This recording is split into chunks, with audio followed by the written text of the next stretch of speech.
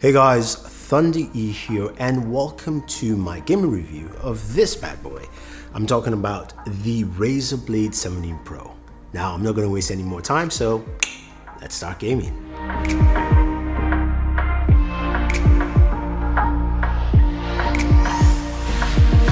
So the brand new Razer Blade 17 Pro was just announced recently. We've spent some time with this bad boy, and I've got to say though, I am truly impressed with what Razer has brought to the table. Now, first off, when you pick this bad boy up, it is a 6-pound laptop. Feels like a slightly heavy 5-pounder, but I like its compact size, nature, and look.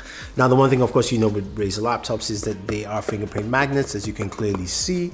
So I wish there was a matte finish, or at least something that just stops a little bit of that fingerprints on there. But besides that, this thing is packed with a lot in terms of specs. You're looking at the brand new 10th gen Intel Core i7 processor. This is an 8-core processor, which is pretty nice. You've also got something pretty new this year. You've got RTX 2070 Max-Q variant and also an RTX 2080 Max-Q Super. And the displays, you have two options between Full HD 300Hz, yes, and 4K Touch 120Hz. So again, something pretty high. Now, this variant I have here has the Full HD 300Hz, so that's actually pretty cool to check out. And also, it's got customizable internals. Pretty easy to open, where you can of course go ahead and add more storage via NVMe or swap out the other one. So they actually 2 NVMe slots, and also change and upgrade your RAM, which actually starts at 16 gigabytes. Now, I like this because if you're like me and you're playing a lot of Warzone right now, you just got an update for Warzone, and if you also have Call of Duty as well, it's 200 gigabytes. Think about it. You can't have like a 200 gigabyte NVMe. You've got to go to a terabyte. So having that extra slot in here, it's great, it's fantastic. I love that Razer and I love that thinking because I don't have to actually spend crazy amount of money, because this thing starts at $1,199 if you're getting the RTX 2060. Now, if you're getting this package size I have here, which is the Full HD 300Hz in there, then you're paying about $3,199. If you're doing the 4K Touch, that goes up more to about $3,799. So that's the one that also increases its storage to 1 terabyte. But you can stay with Full HD 300 and you can upgrade manually. So that part is pretty nice. Now, speakers on these things are also pretty loud and clear when you're gaming. So take a quick listen. It looks better. It looks like the iPhone has the best crop out of all of them. It's the widest, but they all seem to be looking pretty good right now. Let me know which microphone sounds.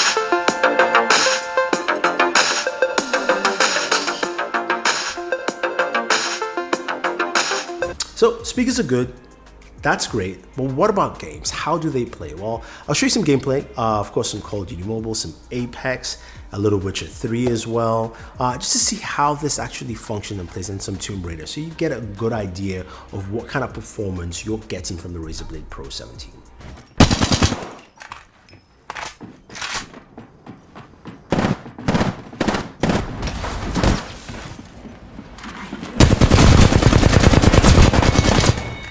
New kill leader.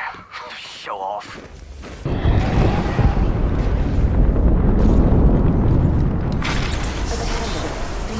Care package.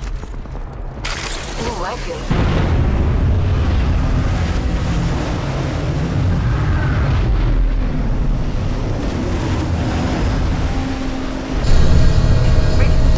It's go time.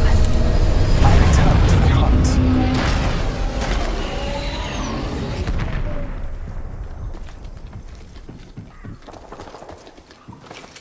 Massive shotgun here.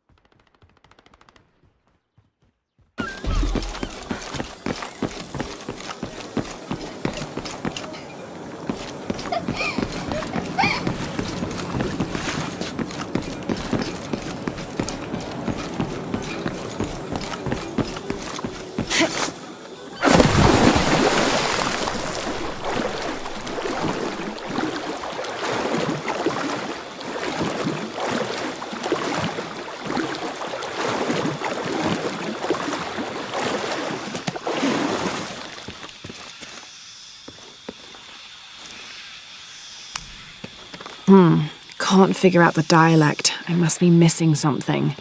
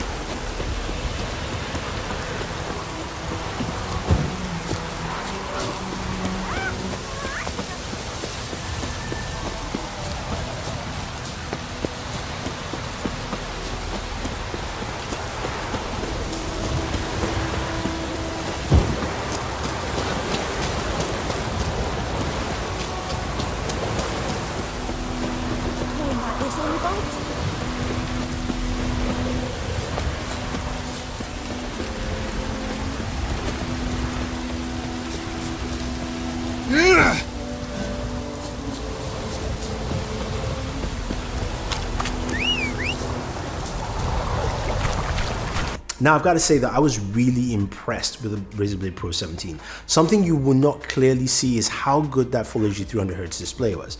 Now, I have not used a 240Hz display for a good length of time to do any review, especially on the laptop. I have used a 120Hz display, and I can tell you there is a huge difference from moving from 120 to 300. I don't know about 240, but it is a huge difference, and I really enjoyed it. And the fact that my monitor right here, my gaming monitor, is 144Hz display. When I went back to play Call of Duty on this monitor, it felt a little old. So I like the fact that 300Hz, I want to get a 300Hz monitor, I'll put it that way. So I like that it's here on this system. But because you're using a 300Hz display, you're going to use a lot of power. That's where you see a lot with this game. Like, when I was playing Call of Duty for a good amount of time, this thing heats up really high. 120 degrees, 119 degrees, thereabout. That's hot, so it becomes a little harder for you to use. That's something I would say that you have to bear in mind. Now, it does have some really nice cooling. If you set it at auto, it pretty much keeps it at 120. If you actually manually push it, then those temperatures do drop down. But I will warn you though, it becomes really, really loud. So you have to use a headset to play a game, and which of course is something a lot of people will do. So those are the kind of negative caveats I do not like with this.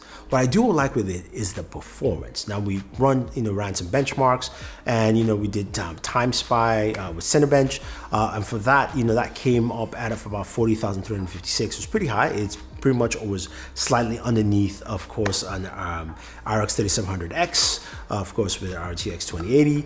But, when we also did our Cinebench R20, it came out right below a Xenon processor. So the only things that were higher were Threadripper processors, so that makes a lot of sense with this laptop. I'm just showing you the benchmarks. It's something I really don't really put too much attention to. I like to play the games. For me, the games played well. I had no issues with them. The keyboard was also really comfortable and easy to use. I really like the keyboard, especially for typing and gaming. It felt easy to navigate back and forth. That touchpad was really nice. Now, of course, you're not going to use the touchpad to game, so you're going to use an external mouse, and that's where all the plethora of ports come in. So you've got on your right side a HDMI port, USB 3.0 port, a Thunderbolt, and of course an SD card reader. Again, this is a Pro device. On the right hand side, that's where you have two more USB 3.0 ports, a USB Type-C port, and an Ethernet 2.5 gigabyte, and of course a proprietary power port.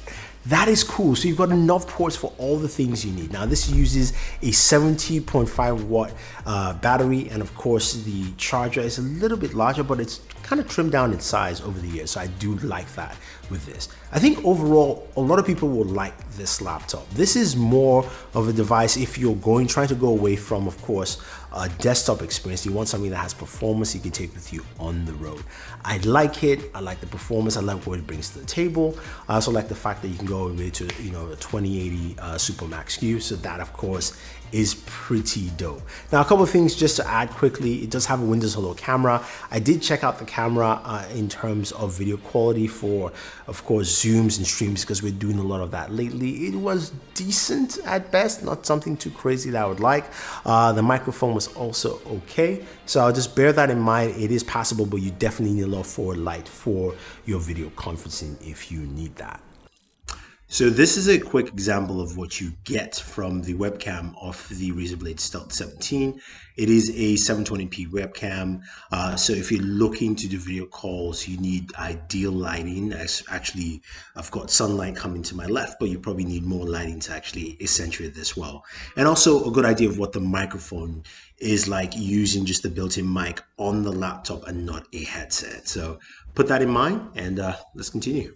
But overall, I think this is a fun laptop that you will definitely enjoy while gaming, using on the go, especially with that. Now, if you're talking about gaming battery life with just the battery power, you can actually customize that to push the frame rate, because usually drops custom frame rate in half. But the battery life is about an hour and a half or so, something that's not too crazy. You're gonna be plugging this in to game. So those are my thoughts on the Razer Blade Pro 17. I like the performance, I like what it brings to the table. This is the high-end gaming laptop and I think it definitely delivers. Again, I will like to see the 4000 series AMD processor in something like this, because we've seen how it's done in other laptops. So Razer, please, let's see that for an update next year. That's just my thoughts.